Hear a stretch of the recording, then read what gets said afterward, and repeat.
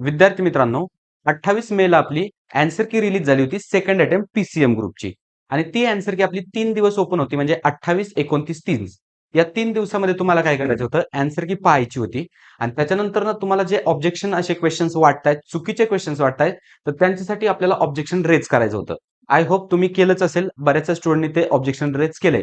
पण असे किती क्वेश्चन्स आहेत की जे तुम्हाला बोनस मार्क्स म्हणून मिळू शकतात?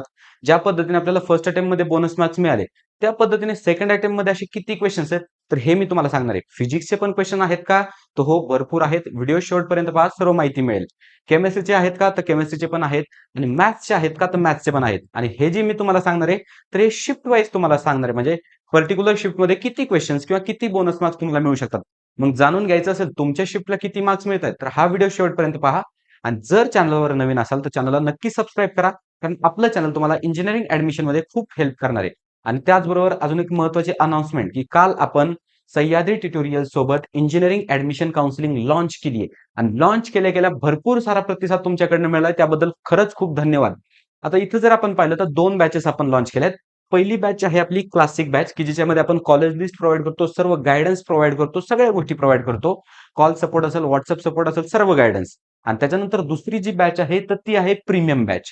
तर ही बॅच प्रीमियम काय आहे, तर इथं सर्व तुमचे फॉर्म्स असतील, ऑप्शन फॉर्म फिलिंग असेल, कॉलेज अलॉटमेंट असेल, म्हणजे फक्त तुम्हाला डॉक्युमेंटची लिस्ट शेअर करायची आहे. त्यानंतर बाकी सर्व तुमची ऍडमिशन जबाबदारी आमची असणार आहे. मग ह्या 2 बॅचेस आहेत.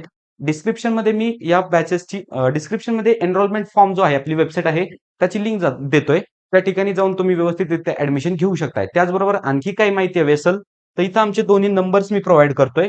तर या नंबरवर तुम्ही एनी टाइम आम्हाला कॉल करू शकता आणि काउन्सिलिंग बद्दल माहिती विचारू शकता. मी सांगेल तुम्हाला प्रत्येकाने आपली काउन्सिलिंग नक्की परचेस करा, कारण खूप सारे फीचर्स आणि एक ट्रस्टेड प्लॅटफॉर्म असणार आहे तुमच्या इंजिनिअरिंग ऍडमिशनसाठी. तर चला आता आपण मेन टॉपिक कडे वळूयात. पहा, मॅथ्स मध्ये टोटल किती क्वेश्चन चुकले होते, तर इथं आपण पाहू शकतो मॅथ्स मध्ये आपले फक्त 2 क्वेश्चन चुकले होते. कोणकोणते क्वेश्चन्स होते, तर 14 मे शिफ्ट 2 ज्या विद्यार्थ्यांची आहे, तर त्यांचा एक क्वेश्चन रॉंग होता. ओके, होता म्हणजे काय, तर ते अनालिसिस केले आपण. फायनली सीईटी सेलचा जो निर्णय असेल तर तो त्यांचा फायनल असेल.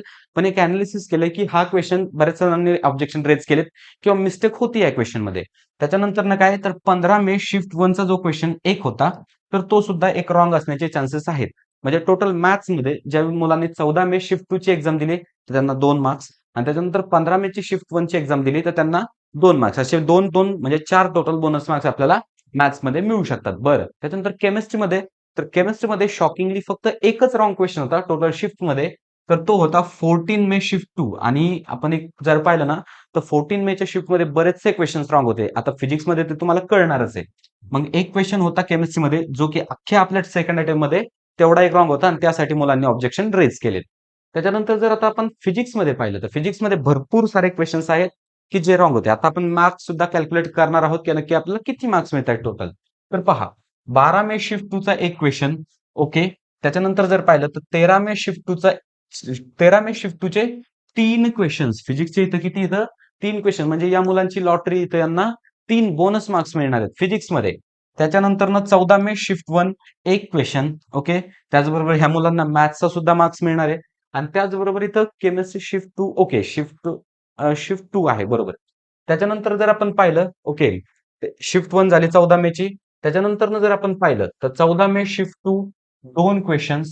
त्याच्यानंतर 15 मे शिफ्ट 1 फिजिक्सचे 3 क्वेश्चन्स. 15 मे शिफ्ट 2 फिजिक्सचा एक क्वेश्चन. आणि 20 मे शिफ्ट 1 फिजिक्सचा एक क्वेश्चन. तर अशा पद्धतीने फिजिक्सचे खूप सारे क्वेश्चन चुकलेत. आपण काउंट करूया की नक्की किती क्वेश्चन्स मध्ये मिस्टेक आहे. 1, 2, 2, 5, 6, 7. ओके, त्याच्यानंतर 8, 9, 10, 11, 12, म्हणजे फिजिक्सचे टोटल 12 क्वेश्चन्स. ओके, फिजिक्सचे 12 क्वेश्चन्स. त्याच्यानंतर केमिस्ट्रीचा एक क्वेश्चन, म्हणजे टोटल 13 झाले.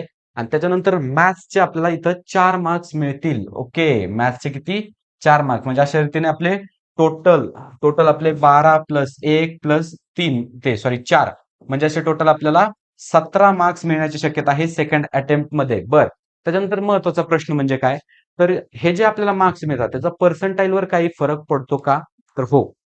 डायरेक्ट जर बोनस मार्क्स असतात तर त्याचा एवढा काही फरक पडत नाही, पण चेंज इन अँसर की जे असते तर त्याचा फरक पडतो, कारण त्याच्यात बऱ्याचशा जणांची शक्यता असते ज्यावेळेस क्वेश्चन एखादा रॉंग इव्हॅल्युएट झाला असेल आणि त्या मुलाला त्याचे मार्क्स अगोदर मिळले असतील, पण त्याने अँसर जरी चुकीचं टिक केलंय तरी त्याला ॲज अ बरोबर इव्हॅल्युएट झालंय किंवा रॉंग इव्हॅल्युएट झालंय, तर त्यावेळेस काय होतं, की त्याचा तो मार्क कट केला जातो आणि ज्या स्टुडंटचा आन्सर बरोबर आहे, तर त्या स्टुडंटला तो मार्क दिला जातो. म्हणजे अशा पद्धतीने टोटल ही प्रोसेस असते आणि येत्या एक 4 ते 5 दिवसामध्ये आपले ऑब्जेक्शन ट्रॅकिंग जे आहे सेकंड आयटमचं, ते सुद्धा रिलीज होणार आहे. त्याच्यामुळे आपल्या चॅनलला सबस्क्राईब करून ठेवा, कारण प्रत्येक माहिती मी तुमच्यापर्यंत अतिशय क्विकली पोहोचवत असतो. मग त्यासाठी नक्की सबस्क्राईब करून ठेवा. All the best.